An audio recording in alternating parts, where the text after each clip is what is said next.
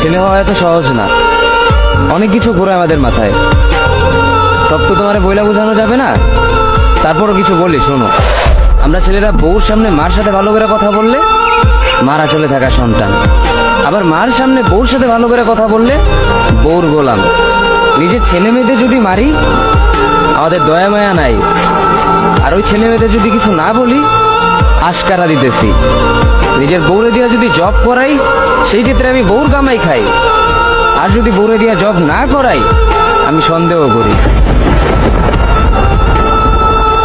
সারাদিন ঘরের বাইরে থাকলে আমরা ভাদাইম্মা, আর যদি ঘরের ভিতরে থাকি তাহলে বেকার, কাজ কাম নাই।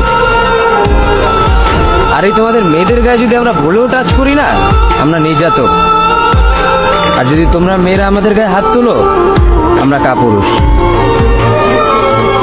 আর একটা ছেলে কি বা করে পুরো লাইফে নিজের জন্য? মার ওষুধের থেকে শুরু করে বউ বাচ্চার প্রত্যেকটা সব পালন করার দায়িত্ব একটা পুরুষের। কিন্তু কি লাভ এত কিছু কইরা? দিন শেষে একটা ভুল করলেই সবাই ভুলা যায় যে কে কি করছে তার জন্য।